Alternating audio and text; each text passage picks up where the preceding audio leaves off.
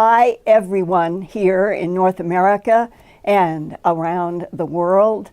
I have got chocolate with me to start out tonight, and I'm happy to report this Earthfiles YouTube channel has broken through 237,000 subscribers. Thank you all so much for your enthusiastic support that I feel every day from your valuable emails, proton mails, and hard mail reporting your local UFO and high strangeness news from around the world. And on this April 12th, 2023, I wonder if the aerospace source that I have quoted to you the past 3 years will be proved right. He told me months ago that the Webb Space Telescope would be used in April 2023 to announce the discovery of a, quote, biological signature, close quote, linked to biological life on the fourth planet from the red dwarf sun in the TRAPPIST-1 solar system, 40 light years from Earth. Scientists do say the TRAPPIST-E1 middle planet is likely to have water and land like Earth. By now, if the April 23rd prediction is accurate, I have also expected that the Pentagon and its Joint Special Operations Command, known as JSOC, would start releasing into various world media some new UFO UAP videos to heighten public attention to unidentified aerial phenomena beyond weather balloons. And I thought maybe that had happened this morning of April 12th, 2023, when I received a phone call and email follow-up from Earthfiles viewer Austin Shaper near Cincinnati, Ohio, telling me that the morning Reddit, TikTok, and Twitter were going viral with a video of this UAP UFO craft at 12,500 feet over San Geronimo and Antioquia, Colombia, South America. The video says it was recorded by pilot Jorge Arteaga from a Cessna T-303 Crusader approaching Medellin, Colombia. A rapidly speaking male voice identifies itself in rapidly changing subtitles as pilot Arteaga describes the aerial object as, quote, static in the sky, meaning suspended and not moving. The pilot voice says the UFO began to move a little and the Cessna pilot decided to chase it. But then the object moved toward the Cessna and the pilot increased speed to 150 knots per hour. It was at 12,500 feet and changing directions around the Cessna. The pilot's rapid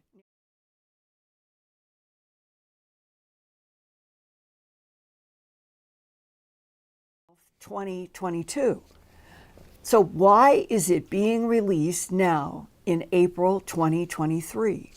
And why does the source of the video trace to a female model in Mexico City on Instagram? Here is another headline today on April 12th, quote, Senate holding new hearings on UAPs April 19th, close quote, published in Roswell Daily Record. The press secretary for the U.S. Senate Committee on Armed Services confirmed for the Roswell Daily Record today that the, quote, Emerging Threats and Capabilities Subcommittee will be holding an open hearing on unidentified aerial phenomena, also known as UAP. And also confirmed is that Dr. Sean Kirkpatrick, head of the All-Domain Anomaly Resolution Office, also known as AARO, in the Pentagon, will be speaking at the new Senate hearing on April 19th, 1 week from today, just announced this morning. Apparently, Senator Gillibrand has been frustrated that during a March 28, 2023 meeting on the Department of Defense budget, request for fiscal year 2024, there was no funding for the Pentagon's AARO office, provoking General and Senator Gillibrand to say, quote, "The lack of full funding for AARO is a significant concern. We need to ensure that our government is taking the UAP issue seriously and dedicating the necessary resources to improve our understanding and response capabilities," close quote, meaning with unidentified aerial phenomena. I am also receiving reports from a lot of you about childhood experiences when you heard a buzzing sound maybe coming from your closet, or watched a glowing sphere of blue color or white or red about the size of a ping pong ball or tennis ball or basketball, and was hovering near your childhood bed. But which ET type was behind those phenomena? Sometimes 4-foot-tall gray-skinned beings with large black slanted eyes appear at the foot of the bed, or you float up to the ceiling, even through the ceiling, a sensation described as like thousands of little feathers tickling the skin. And some of you recall being surrounded by a beam of pale yellow or white or blue or magenta light that transported you to a UFO UAP spacecraft. And there you might see 4-foot-tall grays operating controls for taller humanoids that might be blonde-haired, blue-eyed, pale-skinned, 6 to 7 feet tall Nordic humanoid types on the left. And some military sources say the Nordic ETs look just like humans who live in the Norway, Sweden, Finland region of Earth, which implies a direct genetic connection.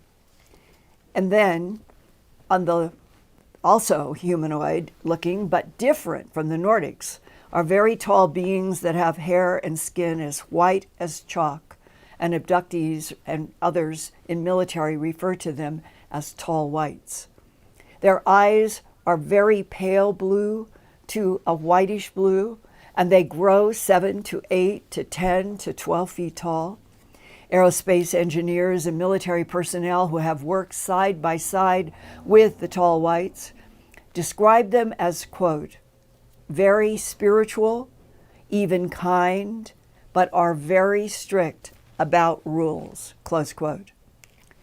One East Coast aerospace engineer told me that he has worked side by side with a male tall white who could solve problems by moving forward and backward in time. He said, quote, "It was like being with a large human who had the mind of 5 Cray supercomputers," close quote.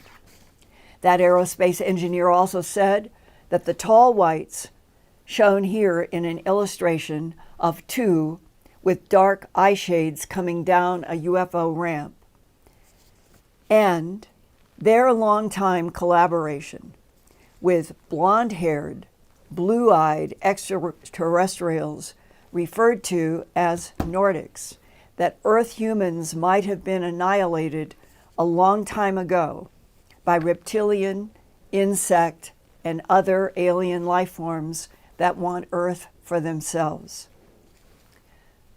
So, what is it like to be with a genius, telepathic, tall white? One haunting answer was emailed to me a year ago in August of 2022 from an Australian about his face-to-face experiences with tall whites and Nordics that began on Christmas Eve in 1998. He was watching the Leonid meteor shower from a beach in Sydney when a bright meteor-like object flashed through the sky above him. Immediately afterward, a tall white humanoid suddenly appeared in front of him on the beach. He is asked to remain anonymous, so I will just call him Benji from Melbourne, Australia. What is it like to be in the presence of a tall white? To be in the presence of a tall white being is one of the most intense experiences of your life. Imagine wrestling a tiger while skydiving with a faulty parachute, and you might get close. Their minds are directly connected to yours. The communication is relentless. One thing after another. Question, answer, image, impression, move on, respond.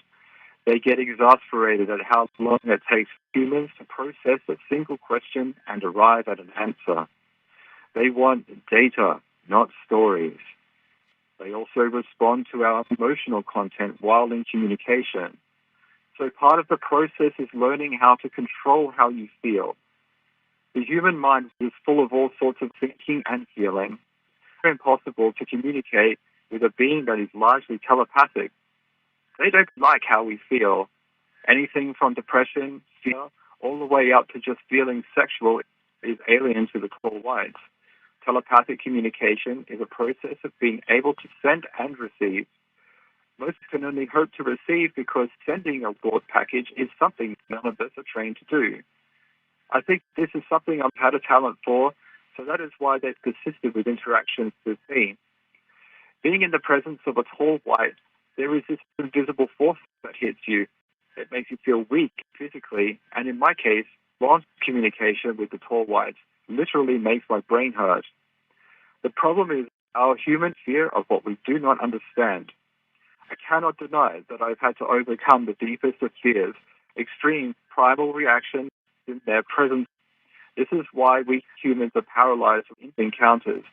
It is also projections from the tall whites like holograms. We humans are like a three-dimensional construct observing a five-dimensional manifestation. So a Q&A interview with Oprah is probably not going to work out. And you will probably need a good translator who could articulate the information extruded from the tall white's vast intelligence. What is the relationship between the tall whites and the Nordics? And what are their relationships to all of the other extraterrestrial types, of which there are so many? And that's what I was hoping you could give me insights into. I can indeed. The interactions came as nighttime visitations from the small grey beings, which I can't stand. They had repeatedly taken me up and did help me to be able to communicate with the tall white. I was not just a victim of abduction. I was taken, moved, procedures performed, which enabled me then to be able to have at least some kind of communication with the tall whites. Okay? Now, I was quite confused as to why they'd chosen me. Big abduction experience happened for me in 1998 during the Leonid meteor shower. I had seen at that point almost exclusively small and grey. Then, when the time was right, they brought forward the tall whites. The man that came to see me, to tell me about my daughter in advance of her birth, was what I would call a tall extraterrestrial. And he was in excess of 8 feet tall. Where I met him, I was in Sydney. It must have been Christmas Eve with my family, and I had an experience. Standing on the beach, I see a fireball UFO coming down from the sky. Initially, it looks like a meteor, but then it stops. And then in front of me, almost instantaneously, he's standing there. His hair was completely white. Interesting detail about his hair, it seemed as if it was layered in a way that was like feathers, directional. Human hair falls. Mm-hmm. His seemed to kind of fold back. It was long. His hair just above shoulder height. It just seemed to be straight, very unnatural. His eyes were larger. They were blue. What color of blue? Unnaturally blue. His skin flawless, high cheekbones. We're looking at somebody that is impressive-looking human being. His uniform was like spandex, clinging to his body. What color? It seemed to be multicolored blue and red colors. V-type detail that came out and around his shoulders. At this point in time, he was gesturing to his right. And in the darkness in front of the trees that were there were a series of beings. The mantis beings at the top, Next to that, you had the white greys, like the paler skin, taller being, far more sentient, kinder. Next to that was a short grey. I'd seen them before, was quite familiar with them. Are they AI or are they organic? Well, the ones that come down to do the dirty work, I understood them to be a biological robot. The one that is sentient, you'll notice immediate big difference. And there was a big, hairy, Wookiee-type character, like a Sasquatch. Sasquatch, right? Yeah. Okay. What does the tall white do? You're seeing the mantis, the light grays, the short grays, the Sasquatch, and now what does the tall white do? The tall white regains my attention. He greets me. He says, "We need to talk."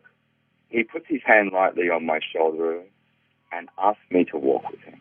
Around the park, there's a little road. He says, and his head was down, and he was in deep thought. The tall white says that he represents this group of beings. They were in an alliance together, these particular beings. I could sense that he was being asked if it was okay that I bring a child into this world with my then girlfriend. Is the tall white showing you in your mind images of why he would be with this group of non-humans, the praying mantis, the light grays, the short grays, the Sasquatch, and be asking you to impregnate a human female to create a fetus that would become a baby born in this world? Was he showing you, telling you why this was necessary? Yeah, he was. He said that there were some very dark times coming for our planet, and we are in those dark times right now. They did show me that there was going to be a massive police presence on these beaches in the future. He was showing me almost the same place, but into the future, that what we were going to be facing was a kind of takeover of our planet. By what? This conversation that I had with him, I want to finish the experience with him as we're walking along the pathway. But what's so crucial? If I've got a tall white in front of me, and they're saying you're going to have to carry a child because something bad is coming, and we're showing you that the beaches of Melbourne are going to be covered with police. What is going to happen that would cause this problem in the future? Well, our planet, the individuals that run it, it's a vast network that seems to lead back to some kind of deal that must have been done before my time here on this planet, perhaps originating in America. I think that we're supposed to be made aware of these beings and indeed their network they have out there, their trade network, whatever knowledge they have about this universe, that those who have decided to not honor that agreement, that they weren't going to be honest about their interactions with some of these beings, that there seems to be a sort of trust there, and that people like myself and indeed my daughter are here as observers. We are feeding information back to whoever else is watching along. So let's assume that you're a hybrid and your daughter is a hybrid, and that this has been the mechanism that the tall whites and the Nordics have been using to monitor and influence the Earth, making hybrids that are part human and part them. And if right now we are at 2021, soon to be 2022, coming out of hopefully a horrible pandemic in which the planet seems to be increasingly unstable with more and more earthquakes and volcanoes and weather changes and drought and fires and everything that is not good. Is there something about this time right now as we speak that you remember anything that the tall white showed you in your mind's eye about something bad coming that would cause police to be on the beaches of Melbourne? Well, remember that it was the year before my daughter was born in 2004. the events of September 11 had already happened, and I'd already had a communication on that September 11 evening as well. So it was no surprise to see them turn up around the time when they were foreshadowing yet another disaster to hit our planet. The time of September 11 was crucial. It was almost like a timeline marker that we had pivoted off down an extremely dark and dangerous timeline that was eventually going to lead to not total destruction, but something that was going to lead to an enormous catastrophe. The nature of that catastrophe is multi-layered. There seemed to be a mixture of them showing up and you having a face-to-face. Then there are these elaborate, multi-3D, clear visions. Dreams, if you want to call them that. But they are so much more than that, watching something unfold. The annihilation of parts of the cities due to a weapon, right? A nuclear weapon, let's be honest. But the environmental disasters that are coming is also a sign that our planet is becoming a little unstable. It's going through a change. It's cyclic. There's things that we can't do too much about it. I think that they are deeply concerned that so many people who have the power to change people's opinions, people's understandings of this world and our place in the cosmos, that choosing to withhold this information from an entire planet of people, how do they bring this knowledge out so that they can make a more informed judgment that doesn't come from fear? If they turned up with a mothership over a city, it would look like a threat. I don't think they want to be a threat. So we're in a situation where you've got fighter pilots, wonderful people, that have been ordered to chase class that are light years ahead of them and completely beyond them. I just don't see how that is at all helpful or responsible. Human beings are remarkable beings.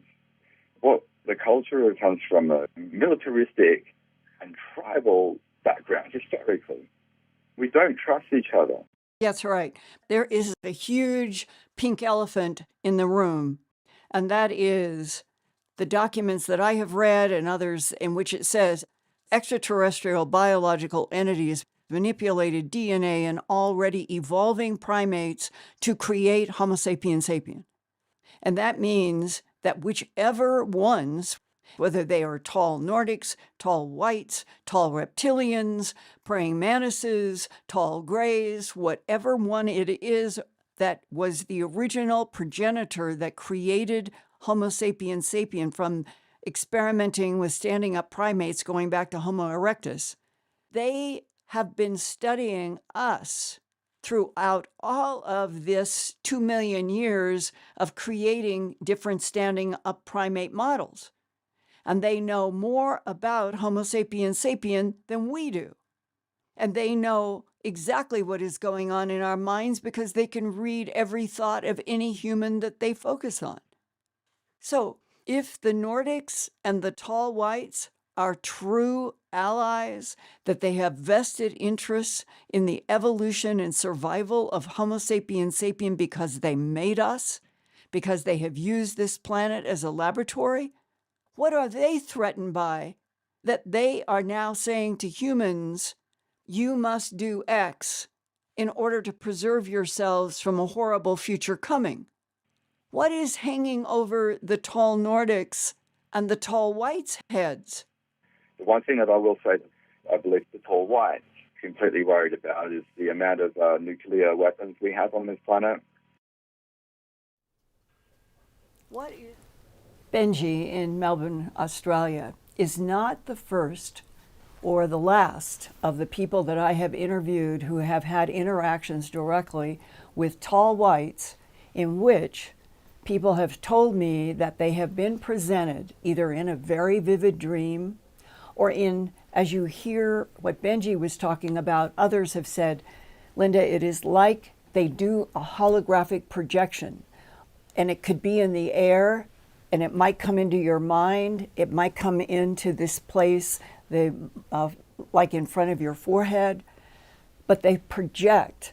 And when they project information and images, more than Benji have said that in this particular decade and going back some, that there have been warnings from the tall whites about the planet reaching a very dark period where there would be all kinds of geophysical eruptions that would be combined with political human eruptions, and that it would be a very dark and dangerous time.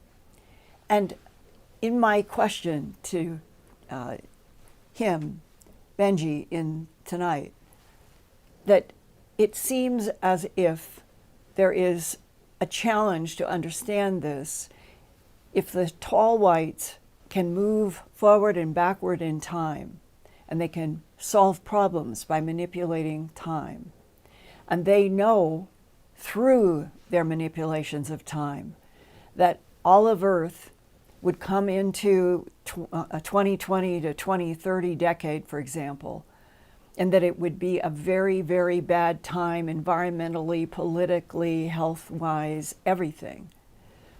Why, with all of their advanced intelligence and advanced abilities, why couldn't they change? And one of the answers that Benji gave me in another discussion was, it's because they feel that the strongest thing that they can develop in evolving species in which they may be one of the progenitor genetic manipulators in already evolving primates on Earth, along with Nordics, along with reptilians, along with greys, along with others. But that what the tall whites seem to champion above everything else is learning how to relate to everything, everything around you in a matter world, everything around you in the universe, everything in a non-matter state of consciousness, to relate to what they refer to as the energy that the body is sustained by, that we also call a soul.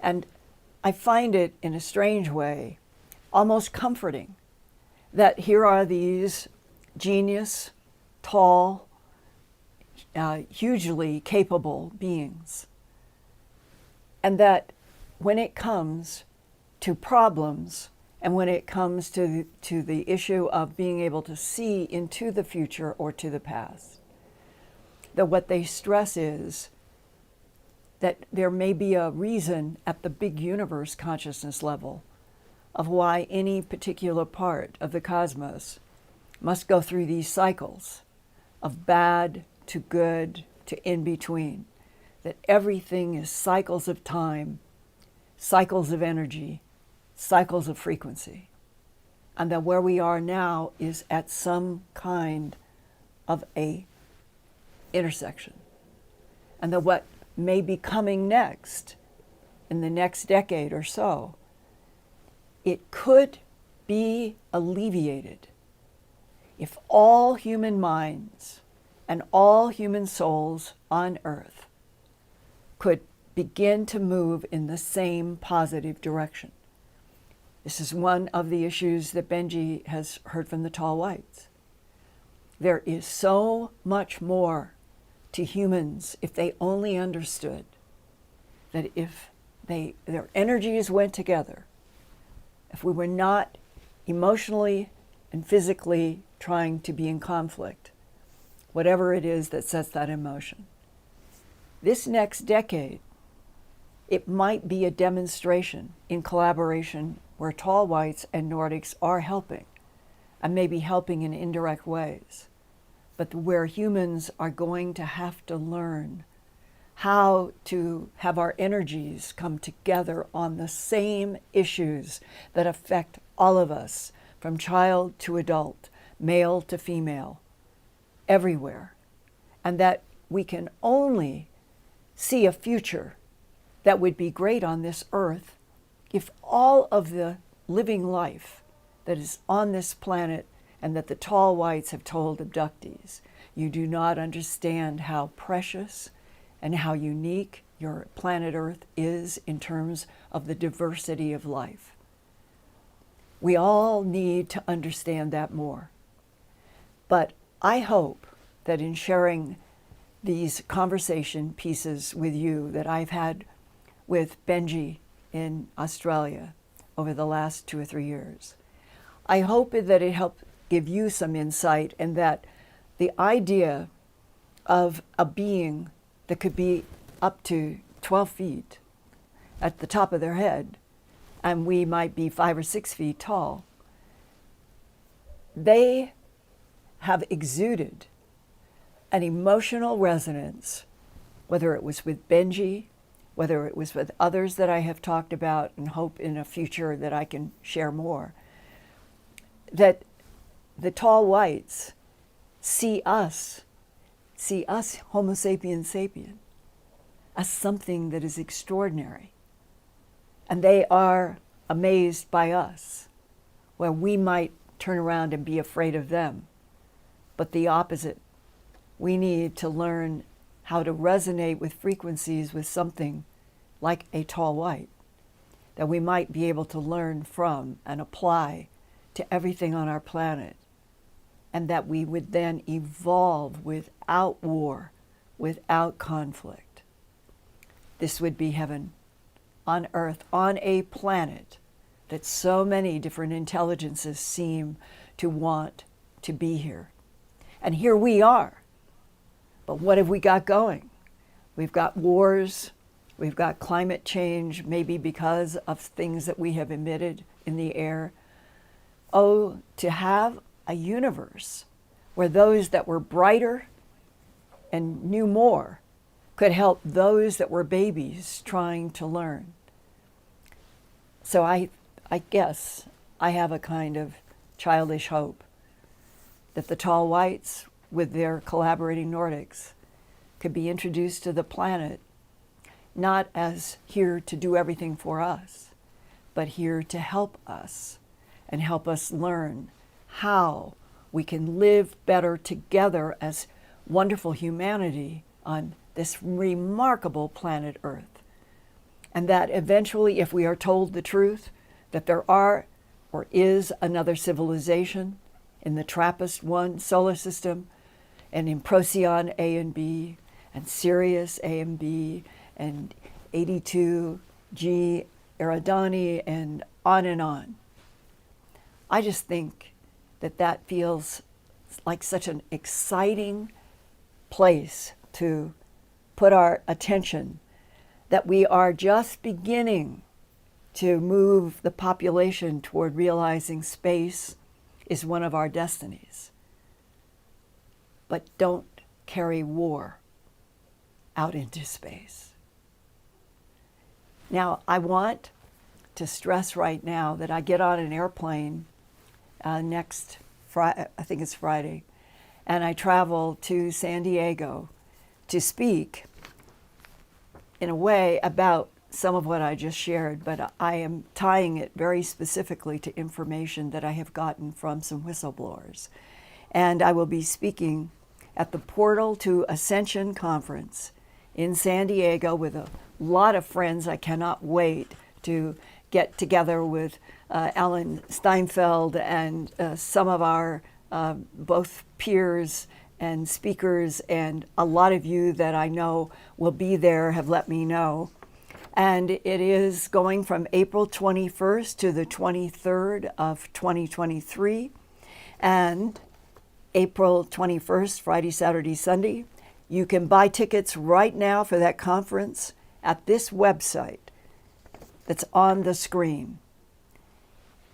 And I think that it will be so interesting to know, since I have been talking for over a year, I think, about the aerospace source saying that he had been told 2 years ago that JSOC in the Pentagon and others had a plan that in April of 2023, specifically around the weekend of April 21st to the 23rd of 2023, that there would be an announcement, breaking news. Webb telescope has confirmed a biological measurement in the middle planet, or whatever planet, I've been told the middle planet, E1, and that it would be the opening of the announcement that we are not alone in this universe. Now, it may not be that they'll announce that there's a civilization there, but at least biological signatures are leaning toward how we're going to go out to exoplanets looking with the Webb and other instruments for signs that are linked to life. And I look forward to being in San Diego to talk with you guys there about it. And also, in June upcoming, it's back to Contact in the Desert, June 2nd to 4th, 2023. I have so many friends that I see on those conferences, and it was such a sad time to be so separated because of the terrible pandemic. But you can buy tickets right now for the Contact in the Desert, June 2nd to 4th, 2023. And the conference website where you can get your tickets is on our screen right now. And it will be in the beautiful California hotel that we moved from the desert. And I hope to see a lot of you there. And I also want to bring up again that I hope that you feel my efforts that I'm trying to bring to the Earthfiles YouTube channel some of the news that I am getting that is not public to share with you guys. And like this discussion with the Benji and others on the Tall Whites. And that we are now doing, after each live Wednesday, we are also available on podcasts, and the new episodes are released every Thursday after the Wednesday broadcast. So to keep in touch with us, if you miss our live show, go to podcast.earthfiles.com.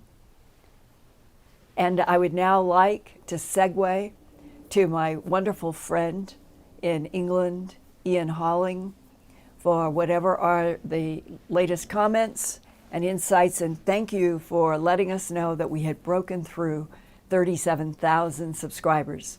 It's wonderful. Thank you. Ian.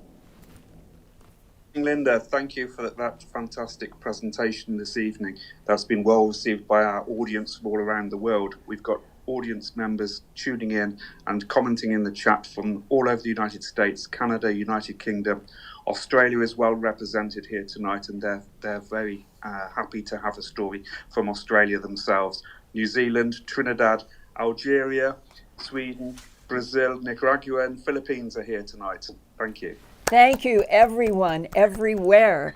Doesn't it make you feel sort of good, in spite of all the chaos and struggle that the Earth seems to be going, that there is this group of us that come together on Wednesday nights from all over the planet? When you start thinking that that screen is connected to the eyes, the heart, the mind of people everywhere, all around the world. I love this feeling. I wish that we would be able to have this kind of resonance with everybody, and war would become something dusty and dirty from the past, and we could get by it forever. So, Ian, what have we got for new comments, questions? Well, straight out the gate here tonight, Cristina Ledesma Jimenez says, wow, great story tonight. Where are these beings coming from? She's referring to the Tall Whites here. Great questions, Linda. Thank you. And I have more. I have another source that I'm going to be doing another, it's going to be looking at Tall Whites and Nordics.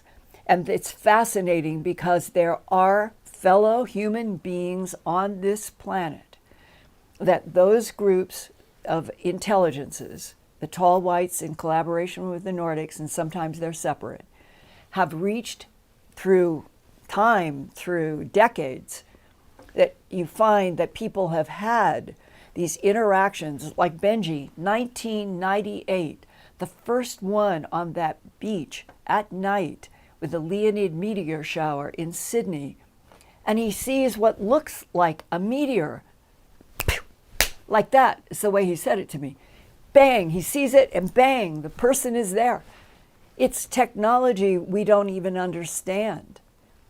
But the idea that there are humans and they're holding these stories in, they've been holding them in for a long time. And now, for the very first time, even though I can't identify, Benji, the other people, I might be able to bring a little bit more identity, but we are still at this transition time when people who have had real interactions with other intelligences, they still have concern about sharing as who they are, where they are.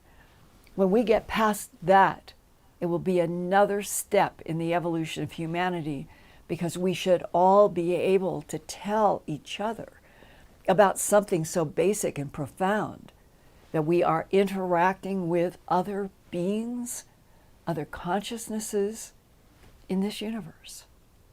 And that the tall whites, the Nordics, they would like to encourage humanity to know that there is a link to the consciousness of this universe, as David Bohm has written about in his brilliant book, The Wholeness and the Implicate Order. And we've been left out of that equation in many ways. And if that's part of the revolution, even if we've got struggles, but that out of all of these struggles, and maybe finally an introduction to the tall whites and the Nordics as allies, not here to run the world, not here to cope with our problems, but to say we have been trying to help you for a very long, long time. I think there is something that could be inspiring and exciting, that as we go into April, if we get that announcement, biological signature, Webb, TRAPPIST-1, maybe they'll introduce some other solar systems, but that we will start moving toward finally breaking open news. Then it releases everybody from feeling so straitjacketed. And I cheers to that. Go ahead, Ian. Got people here who are saying that they're resonating with Benji as well from the meeting up with the tall whites. We've got Alluring Plant says, these tall whites are the most questionable and disturbing for me. I hope they are on our side. Oh, I understand the raising of the question. I implied that in one of my questions to Benji tonight. The pink elephant in the room. That's the question that I was talking about a few minutes ago, meaning if the tall whites can move forward and backward in time, which I understand they not only can move forward and backward in time, I can say those words, I don't really comprehend it very well. And that as an engineer in an aerospace company told me about 5 years ago, he said, they are so much like Cray computers. And the way that Benji was talking about how their telepathy, it's going very fast, they just want data. That would be probably discombobulating to a lot of us. But when you got used to it and you understood what they are, both biological with these incredible brains, that they want us to understand that they can see that our actions on Earth that cause war, that they are not going to allow nuclear missiles because it isn't just destroying us. The phrase that I heard back in I was working at CNN, and I had a visit by a retired airline pilot when I was working in news at CNN. And he said to me that he had been in the Air Force before being an airline pilot, and that he had had an experience with a UFO, and that it involved something that might be equivalent to seeing like a portal or a hole or something open up, and that he had gotten some kind of a briefing. And he was telling me in Atlanta, where I was working, and he said, what I was told, Linda, is that extraterrestrials of a variety of types, from a variety of distances, come in and out of our planetary system, in and out of our Earth's situation in our solar system. And they pop in and they pop out, and what he was told, humans have not understood that there are dimensional frequencies, and we are in what is called the third. And some extraterrestrials are able to use other dimensions to hop different places in time in different dimensions. And that one of the things that he was told as this pilot when he was not retired,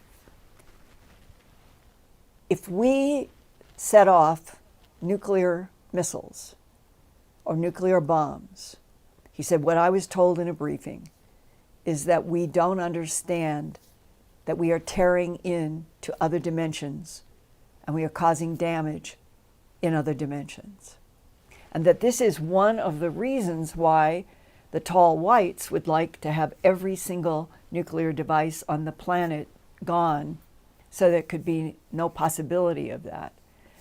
At the same time, coming back full circle to when I was talking about the almost paradox, that I can understand how people would look at somebody 10, 12 feet tall and be worried about, well, do they really want the planet? And what I think that I'm beginning to learn and feel from, because there's been many people who have talked to me about this aspect of the tall whites in which they are considered to be highly spiritual. That is the word that keeps being said. But they are very strict. And when they say, you can't cross this, we're not going to allow nuclear missiles to be set off, you will destroy your planet, but you're going to destroy other dimensions. There is something paradoxically comforting to me, it really is, that there would be intelligence that could project into the future, who could see, oh my God, if they do this, end of Earth. Ra, for any advanced intelligence who can help us understand the consequences and maybe eventually be introduced to our planet and and I'm assuming they are to other planets, not as something that wants Earth for themselves. They have a solar system. And the Nordics are on Procyon A and B and Sirius A and B, and there's lots of distribution on solar systems. But that when you feel like, well, how would we trust that anything that can be this big and can go in time and can do all this, why couldn't it indirectly be that they might be a threat? Maybe they are not telling the truth if they say they're not interested in having Earth, they're not taking Earth, but they want us to evolve so we are not going to destroy Earth and ourselves and other dimensions. And right now, you guys, that makes a lot of sense to me, more than if something like the Tall Whites in collaboration with the Nordics wanted Earth. I think that would have happened a long time ago. The issue that's hanging out there, and I've heard new information about this, that the tronoloid insects that Ronald Reagan was given the briefing about March 6th to 8th of 1981, they are still a huge threat. And this sentence was said to me. If the Tall Whites, collaborating with the Nordics, had not been doing so for decades, maybe centuries, we might not be here. And Earth might have been taken over by the insects. And that it's nothing to panic about. It's nothing to feel any shrieking horror about. we're in a universe just exactly like we're on Earth. There are good guys, bad guys, hostile, neutral, friendly, all of it, all mixed up. So I feel currently grateful that intelligences, as described by Benji and others, have fallen to the category of the tall whites, spiritual but strict, who understand consequences, deal in consequences in everything they do. There's something about that that's very comforting. So on that, that's why I hope to continue to bring you more and more information as I can from people who have had face-to-face with them, not speculation, but real experiential information. And Benji is in that category. Another person that I will be doing a show about upcoming is in that category. And there are others I'm beginning to understand. How many people have not described some of the beings that they may have encountered because they did not want to be thought crazy? Well, the big thing is, let's begin to tell all the truth. Let's see what all is coming from people who have been in military, who have been pilots, who have been aerospace engineers, who are physicists, and they probably, more than we would ever imagine, have had some communication from these advanced intelligences in their own careers. So I hope we are beginning, like where we'll be at the conference in San Diego. A portal is a door. Ascension is to a higher level. And that seems to me to be what this whole earth needs to do. We need to go through a door together to a place where we do not want to kill each other. It's incredible. It's crazy. Okay, Ian. Thank you, Linda. Let's do the super chats from our kind and generous audience this evening. We've got Gareth Williams, Mike O, Margaret Valentine, Not a Band Account, Rebecca Cole, Wiccan Elements, Patty London, Judy Graham, Northern Lights, Terry D, Leanne Marshall, Jason Odom, and Moonbird. Thank you. Thank you, everybody. Thank you, thank you, thank you. And do we have maybe one more question? Just before I put a question to you, Yeah. You're triggering some memories from some of the audience here tonight. We've got Jason Smith says, this has thrown me back 44 years ago. He asked to monitor my thoughts, came with a white owl. Yes. That's an interesting one with Yes. the white owl connection. Also, Arnie Aristodemo says, this is so close to me where I live. Oh, talking about where Benji's experience actually happened. So she says, thanks, Benji. This extraterrestrial is saying a lot of fascinating information. Something is going to happen. They should help us. I think they are. And this is a really critical, this particular decade, I think, is really critical. And go ahead, Ian. I would love to know more comments and questions. Well, Marcel Chagnon says, I had seen 3 tall white aliens 15 years ago in my home. Tall white, dressed in 100% white and white hair. That is close. Yeah. Than imagine. Skin is snow white. White eyes, snow white hair, snow white. Yes, absolutely. And was there any communication in this to us tonight about any content that tall white shared? That was my first question straight away. Was there a message? I've not heard back yet. Okay, So but we let us may know. get one, and yeah, I'll keep sharing if we get more information, because I totally understand that some people think anything that can grow to 12 feet tall, live for 500, 800 years, they're supposed to be able to totally control all of the cell growth, evolution, and health, every cell, and live 500, 800, that they can project their lives. And people that are doing that, I hope it's going to open up whole new chapters for us humans. If we could get along and not want to kill each other, then the next best thing would be, how do you grow to be 500 years, 800 years, working on starships, going out into the universe? That is what I hope will happen. Okay, Ian, and one or two more comments. I love these comments. Okay, Whisper of Love says, Linda, would you consider being an ambassador if alien contact is made? Would you be part of a group like that? Oh, I would love it. And I guess everybody, you want to say if everything is on the up and up, everything is real, that we by then would know the player's real identity.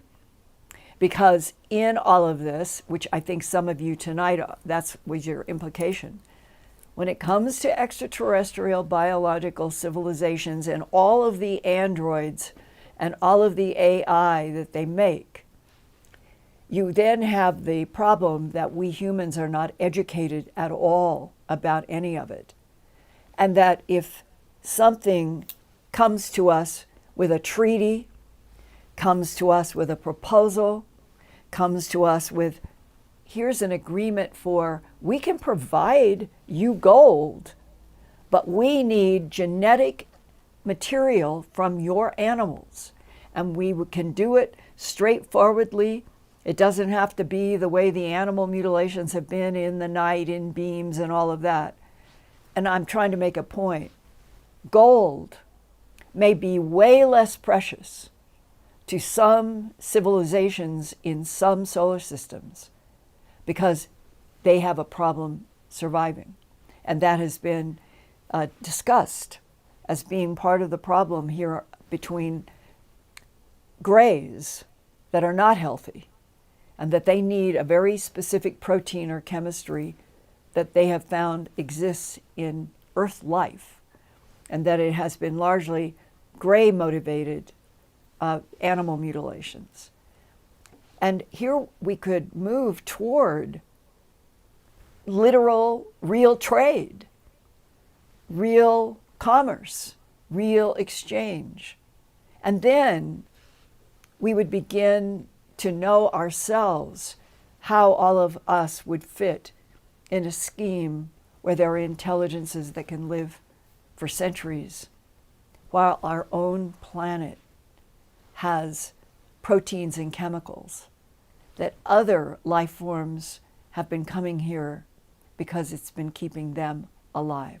I think this is how complicated it is, Ian, and I hope that it is, looking at the complexity, that all of you will keep joining me on the Earthfiles.com YouTube channel, because I am trying to honestly look at the complexities, the contradictions, the paradoxes. What, at every turn and every level, what is the real truth? There are just so many echoes of halls of mirrors that have come to evolve on the planet, and some of them probably under the control of other intelligences. But if we are not told 8 billion minds and souls, if we are not told the whole truth, the good, the bad, the neutral, the complex, then what chance does humanity have of continuing to evolve in a universe where so many other civilizations can come here and harvest? And we don't know how to do that on our own. So, Ian, would it be fair to say that tonight, through the mind and eyes and soul of Benji in Melbourne, Australia, through those of you who have had real interactions with something in the category of other intelligences, biological or AI, that what is beginning to happen, maybe for the very first time on Earth, you, I, a bunch of us, we really want the truth. And we're not running screaming to the exits, no matter what we are told.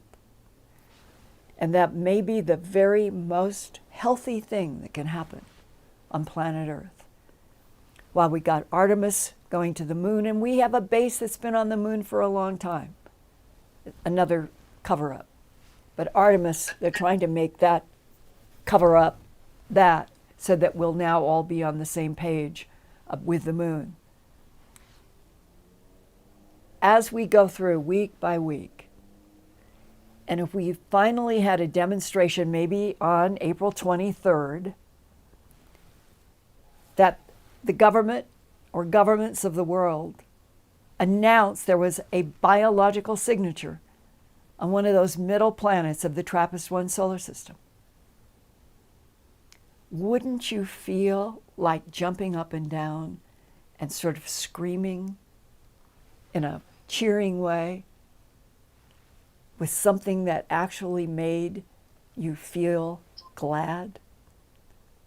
The idea that we've lived on a planet where the philosophy, the construct, the education of everything has been, we were the only intelligent life in the universe.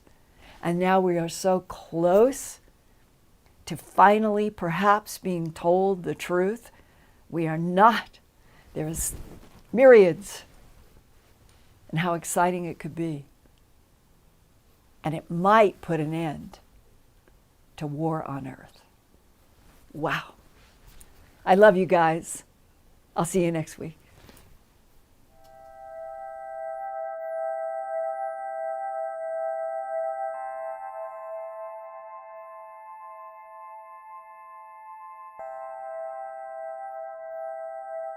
Turn on closed captions for YouTube videos by clicking the white CC button on the lower right. The default language for Linda's videos is English. If you would like to see the captions in another language, click on the white settings button next to the CC button. Select Subtitles CC, and then select Auto Translate. Select a language, and the captions will now appear in that language. Sort of gone through, and they will hold their heads.